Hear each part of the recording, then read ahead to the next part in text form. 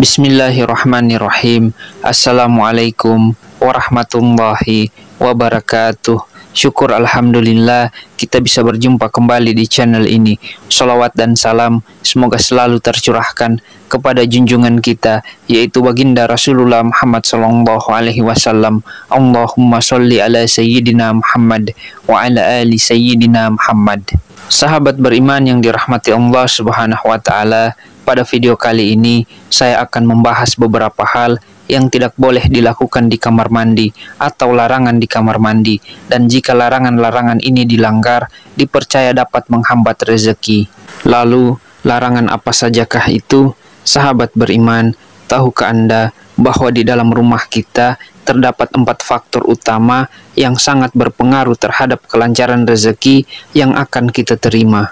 4 faktor utama tersebut adalah pintu utama rumah, dapur, kamar tidur, dan yang tak kalah pentingnya adalah kamar mandi. Berbeda dengan pintu utama rumah yang menjadi sarana masuknya energi, kamar mandi adalah tempat keluarnya energi dari dalam rumah. Bahkan kamar mandi juga dipercaya sebagai sumber energi yin atau energi dingin yang dapat mengundang berbagai hal negatif.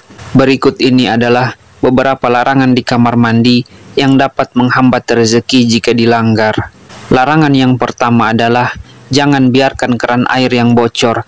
Jika ada air yang terus menetes atau merembes di kamar mandi, entah dari keran yang rusak, ember yang berlubang, atau bak mandi yang retak, segeralah diperbaiki. Menurut orang tua zaman dulu, air yang menetes di kamar mandi adalah simbol rezeki yang terus habis dan tidak terkumpul. Anda akan selalu dihadapkan dengan situasi yang membutuhkan pengeluaran uang, seperti banyaknya undangan, barang-barang yang rusak yang perlu diperbaiki, dan lain sebagainya. Larangan yang kedua adalah jangan biarkan kamar mandi selalu dalam keadaan gelap. Kamar mandi yang baik harus mendapatkan penerangan dari sinar matahari di siang hari dan cahaya lampu di malam hari. Intinya adalah usahakan agar kamar mandi selalu terang. Kamar mandi dengan energi dan aura dingin akan menjadi tempat berkumpulnya entitas negatif jika dibiarkan gelap, menyebabkan Anda mudah sakit, malas dan tidak produktif. Larangan yang ketiga adalah jangan bersiul atau bernyanyi di dalam kamar mandi, terutama pada malam hari. Bersiul atau bernyanyi di dalam kamar mandi dipercaya dapat mengundang makhluk halus, karena kamar mandi adalah tempat bagi setan dan jin yang negatif. Secara medis, bersiul atau bernyanyi di dalam kamar mandi juga memiliki efek negatif, karena Anda akan menghirup banyak bakteri dan virus yang dapat membuat Anda mudah sakit dan mengganggu pekerjaan. Larangan yang keempat adalah jangan menyimpan tempat sabun, sampo, dan sejenisnya yang sudah habis. Banyak orang yang malas membuang perlengkapan mandi yang sudah habis, sehingga kamar mandi penuh dengan plastik ataupun wadah kosong yang tidak berguna. Secara sekilas, hal ini mungkin tampak biasa saja, namun secara energi, barang-barang yang tidak berguna tersebut sebenarnya adalah sampah yang dapat menghambat aliran rezeki Anda. Larangan yang kelima adalah jangan membuat kamar mandi dengan pintu yang terlihat dari tempat tidur atau ruang tamu. Jika rumah Anda memiliki kamar mandi dalam, perhatikanlah posisi pintunya. Pintu kamar mandi yang terlihat dari tempat tidur dipercaya dapat memberikan energi buruk bagi orang yang tidur di kamar tersebut, menyebabkan kondisi tubuh yang selalu sakit-sakitan.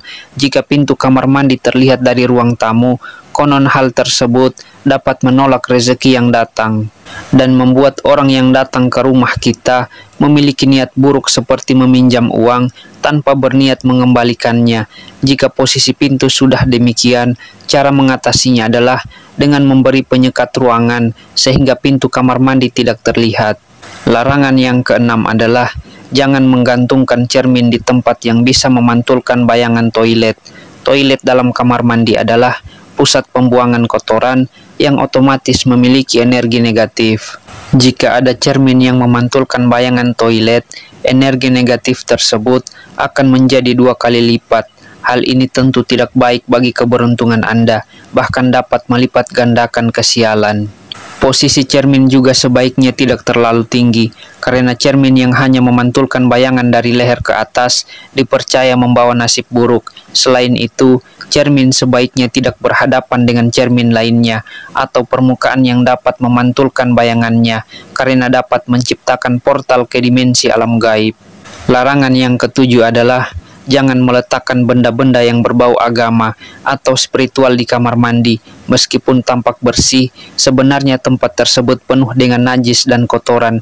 Meletakkan benda-benda suci seperti Al-Quran, tasbih, atau tulisan yang mengandung unsur Al-Quran dan hadis di kamar mandi dianggap tidak pantas dan dapat menyebabkan penghujatan terhadap keyakinan kita, bahkan bisa saja menyebabkan kualat sepanjang hidup. Larangan yang kedelapan adalah jangan biarkan pakaian kotor yang menggantung hingga berhari-hari di kamar mandi. Kebiasaan ini selain menjadikan pakaian sarang nyamuk, juga membuatnya menjadi tempat favorit bagi setan dan jin. Makhluk-makhluk tersebut menyukai benda yang bentuknya menyerupai manusia, seperti patung, boneka, lukisan, dan pakaian kotor yang digantung. Bahkan permukaan kasur yang memiliki bekas bentuk tubuh kita dari tidur semalaman juga menjadi tempat favorit mereka. Kemudian larangan yang kesembilan adalah jangan pernah meninggalkan pembalut kotor di dalam kamar mandi. Hal ini khusus bagi kaum wanita. Jika Anda sering meninggalkan atau buang pembalut bekas yang masih ada noda darahnya di dalam kamar mandi, hanya tinggal menunggu waktu sampai kamar mandi tersebut menjadi rumah bagi sosok jin penjilat darah. Sosok jin ini biasanya berbentuk kuntilanak atau pria dengan lidah yang panjang. Jika ini terjadi, tidak hanya kamar mandi Anda yang menjadi angker, tetapi juga seluruh rumah akan diganggu dari ketenangan hidup dan rezeki Anda. Sahabat beriman yang dirahmati Allah Subhanahu wa Ta'ala, itulah ulasan mengenai 9 larangan atau hal yang tidak boleh dilakukan di dalam kamar mandi. Semoga dengan video ini pengetahuan kita semakin bertambah.